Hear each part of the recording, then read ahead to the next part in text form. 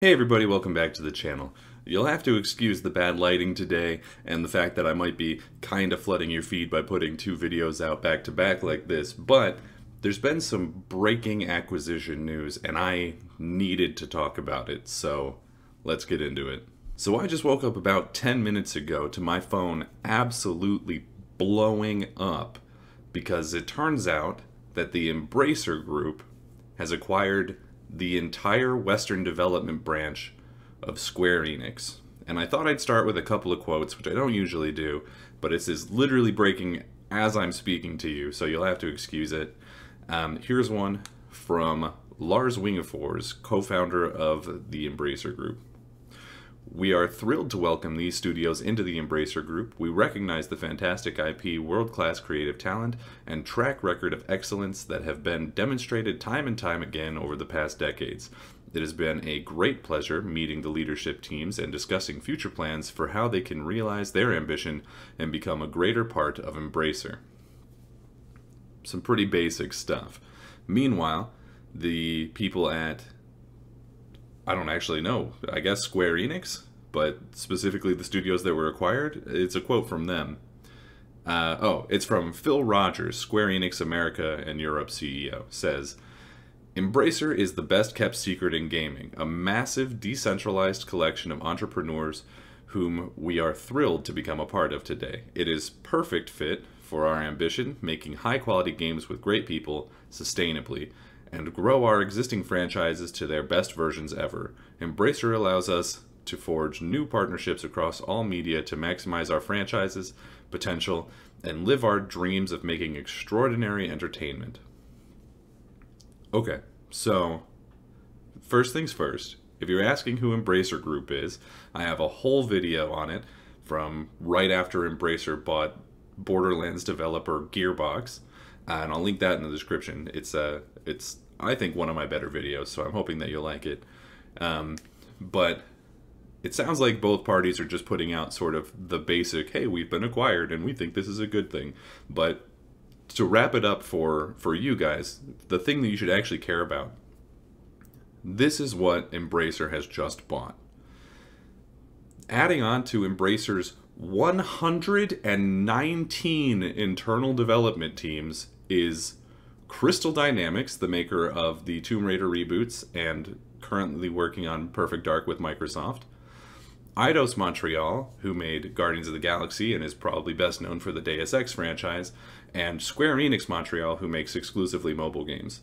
On top of that, they are also receiving the IP for Tomb Raider, Deus Ex, Thief, and Legacy of Kain, along with, and if you've watched the video about Embracer Group, then you know, the thing that they're probably the most interested in is the back catalog of 50 games that those studios have made that they can continue to rake in residual money off of. So another thing I wanted to share with you coming out of this press release, which I'm reading just straight off the Embracer Group website if you want to see it for yourself, is what Embracer's business plan going forward with these studios is, and in fact, going forward with all of their studios is. So here's the quote. Currently, Embracer's development resources are fully utilized by either ongoing internal development projects or by projects financed by external publishers. Embracer's teams dedicated to work-for-hire services to external studios and publishers are also fully utilized across all territories.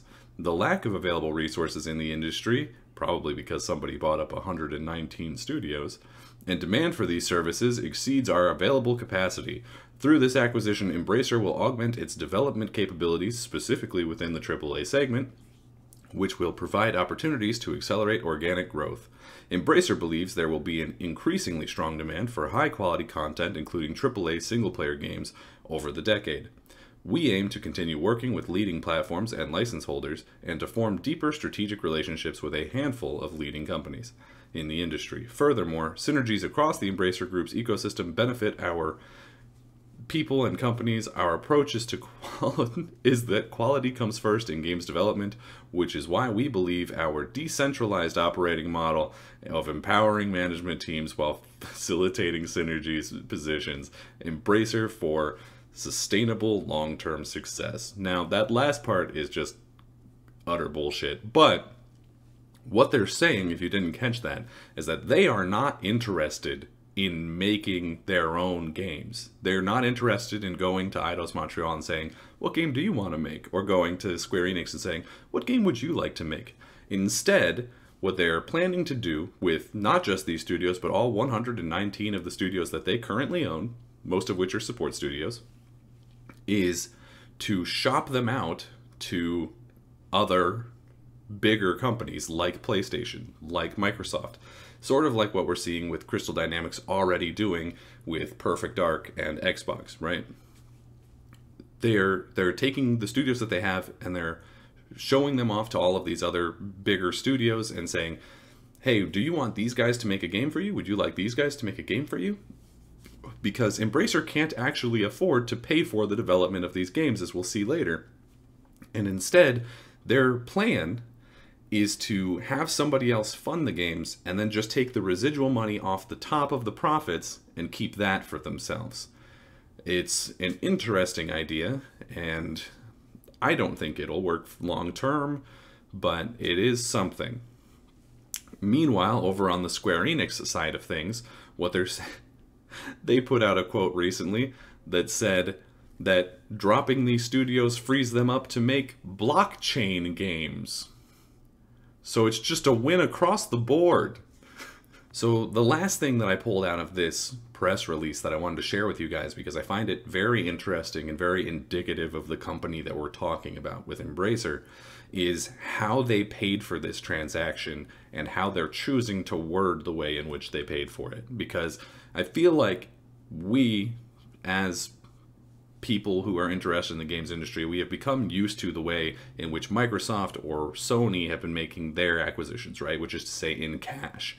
They are taking money that they already have on hand, going to the company they wish to acquire, making a deal, and buying the thing in the same way that we would if we went down to the store and bought a video game or a bag of chips. Obviously, it's more complicated than that, but in principle, that's a sort of shorthand way to think about it, right? Is I have the money, I buy the thing, deal done, right?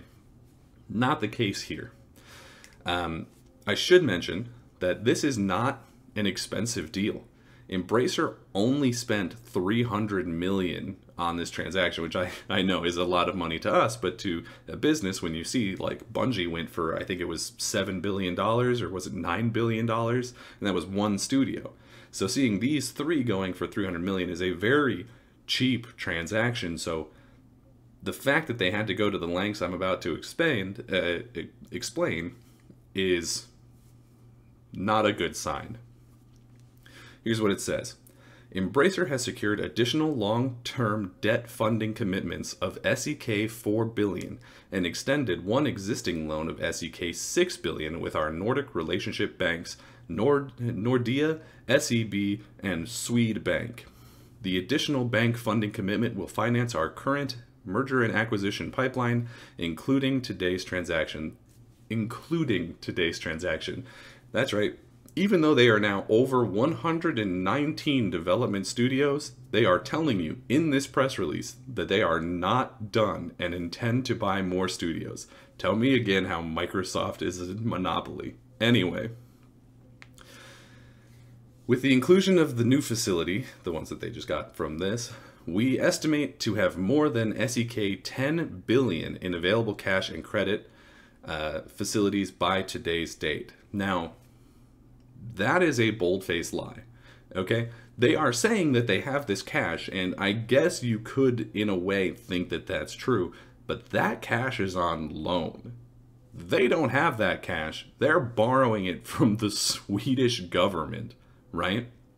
So later in this press release, when they say, the total purchase price amounts to USD 300 million on a cash and debt-free basis to be paid in full at closing, they are bold-faced lying to you. So let me summarize this, because I know that everything so far has been a lot of quotes and some very wordy stuff. Embracer now owns 119 studios. Now, the majority of those are support studios, but they were purchased by Embracer so that they could make residual money off of the existing back catalog that those studios already owned. So that When you go to a Walmart and buy a copy of Darksiders 2 for the 360 out of a bargain bin, they get that dollar.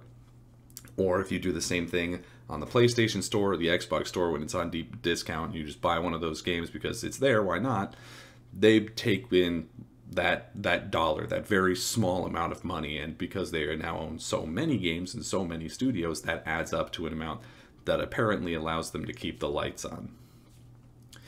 They are also using those studios that they now own, and they are pimping them out to bigger development houses like PlayStation, like 2K, like Microsoft, to help them make their games, or to sort of create third-party deals with them, like we're seeing with how Crystal Dynamics is helping to make Perfect Dark for the initiative for Xbox, right? Now, Embracer is the largest development house in existence by a country mile. 119 studios is ludicrous. Microsoft, after the acquisition of Activision Blizzard, will only have 30-something, right? So just take into account how large of a company we're talking about here. Even though they are that large, they still had to take on debt and loans to make this deal make sense, despite the fact that it was only $300 million. One of the cheapest acquisitions that we have seen in recent history. Meaning, that's not a good sign. They have so much cachet, so many studios, so many IPs, and they couldn't scrape together $300 million to make this deal. And on top of that, the amount of cash that they have recently taken out to help pay for their mergers and acquisitions is $10 billion. Meaning they are not just not done acquiring, but they are intending to make a lot of small acquisitions and probably raise the number of studios that they own to maybe as high as 200. Now, most of those will be studios that we haven't heard of, but understand the power that is being bought and owned by Embracer Group.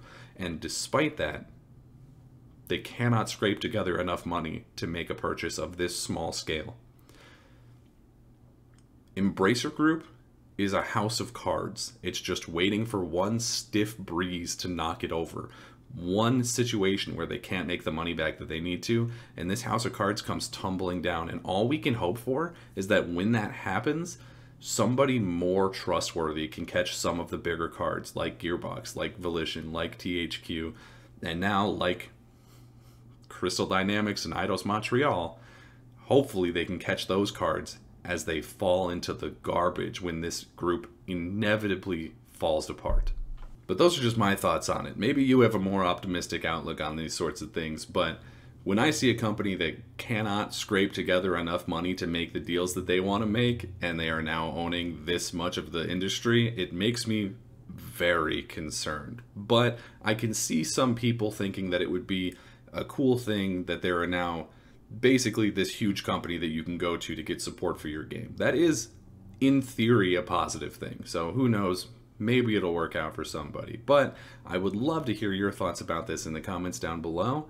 If you like this sort of content, even though it was sort of rushed together in the early hours of the morning, so I can hopefully get this out before too many other people beat me to it, subscribe to the channel, hit like, share it with a friend, you know, help this channel grow. And until next time, I'll see you around.